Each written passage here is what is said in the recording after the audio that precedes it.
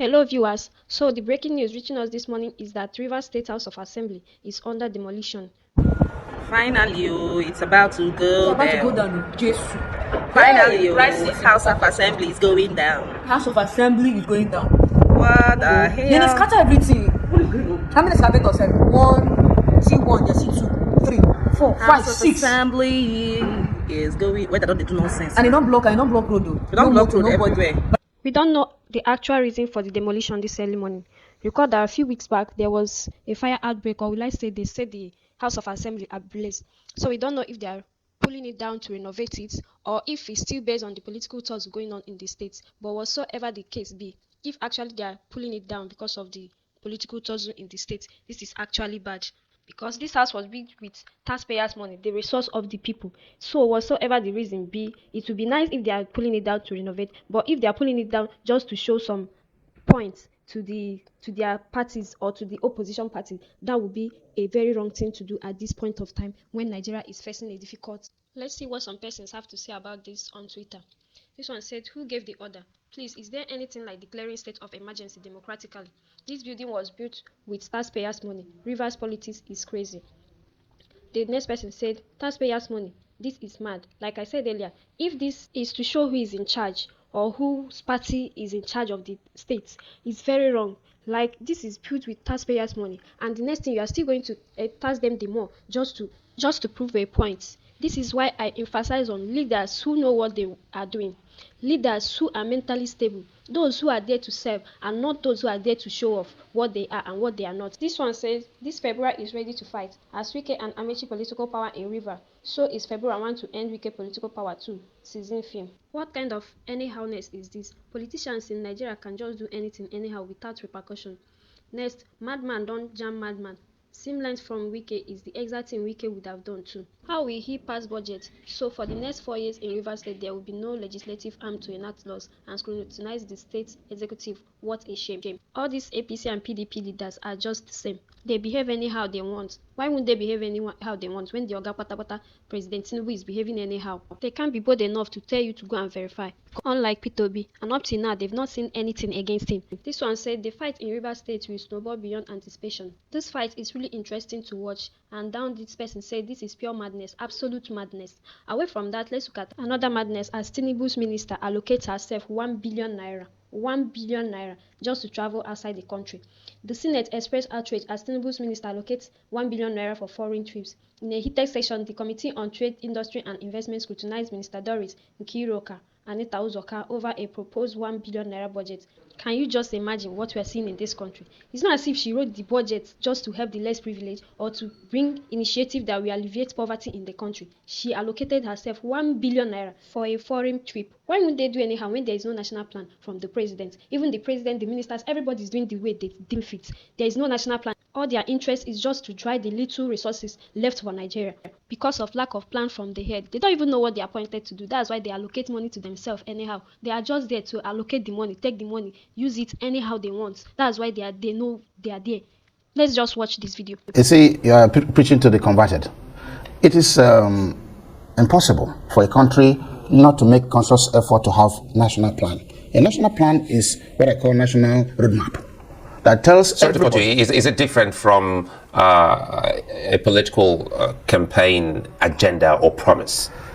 Correct. A political campaign agenda or promise is exactly what you have said. It is a political campaign agenda or a promise. Now, once you finish with campaign, you now translate that campaign promise into an actionable plan that everybody will key into. I listen to people say, renewed hope, renewed hope. If you ask 2-3 people what the meaning of renewed hope, they can't explain it. That is one. Two, every minister, I've listened to some brilliant ministers speak. They know what they're doing, they understand their briefs, but where is the overarching plan that they are working with? Everybody is supposed to be singing the same, from the same song sheet and moving in the same direction. And that can only be established by a plan that is not only federal, but national and approved by the Federal Executive Council. So you have a plan that is approved that says this is where everybody is going to. So the Minister of A will key into it, Minister of B will see how they fit in, everybody will fit in and move in the same direction. But when you don't have a national plan, what happens is that you begin to have brilliant ministers do their own thing. So they're all over the place doing their own thing. But not that they're wrong, but they are not moving to the same direction. And this is very significant because when you talk about attitude, at the launch today, a number of leaders were cited as credible example of what we could be, like Lee Kuan Yew, Mahathir of Malaysia, and even Paul Kagame of Rwanda. You see, these are strong leaders who have agenda that says this is where we're going, and they follow it through. Now, of course, there was a debate as to, is it right for us to compare one country with another, given the nuances of each country? The answer is that you may not be able to compare, but there's one trait that you have running through. You cannot do anything without a plan. Now, let me give you a good example where I think planning plays a key role. In India. India is one of the largest countries in the world. We copied our development planning laws from India. What they do is they plan for everybody and allow every region to implement the plan. So you have everybody doing their own thing, but from the same song sheet. No planning at all from the APC-led administration. Let's just look at Twitter and see what some people are saying. This one said most of your ministers don't know their job, and that's very correct. In fact, not even most of them.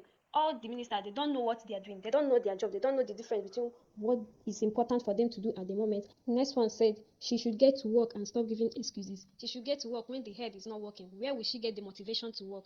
All of them are not serious. Both the president, all of them are not serious in this country. The last one said, sir, I regret to say that we seem to have no record of our balance of trade. Can you imagine excuse of a minister? A minister is giving excuse of her not working, that there is no record of balance of trade. If it's Obi's administration, you cannot give this kind of flimsy excuse of not working. You don't have any record of trade, and you want to set the record by traveling outside the country with 1 billion naira. This one says, them just carry portfolio, give person wey no understand what it entails. It's obvious that this administration, what him and his ministers understand is traveling.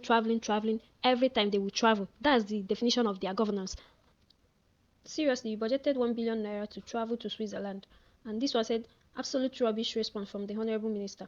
This one says, you see the corruption with at official APC Nigeria when we told them that only His Excellency at Peter Obi can rescue Nigeria from these corrupt people. Look at the woman, 1 billion naira just to travel to Geneva, Switzerland, just for Davos. This is shame. What is happening? It's so shameful for this administration. All they keep on doing every day is allocate this billion. You just be hearing billion. It's not as if the allocation is for the citizens. It's just for their own selfish and wasteful interest. And next one said, why is Shomolo going to the minister's office every time? I'm sure it's for the personal benefits. In as much as I disagree with the bogus waste of resources by the ministers of trade, I believe Adams is attacking her for lack of patronage. When we told them it's only Obi that can restore this Nigeria, that can bring back the dignity of this nation, they thought we were joking. They thought we were just ranting. Now they are seeing the result. Please let us know your thoughts about what is happening in Rivers State and the daylight robbery of Tinubu and his administration. Please don't forget to like the video, share, and subscribe to the YouTube channel if you have not. Thank you.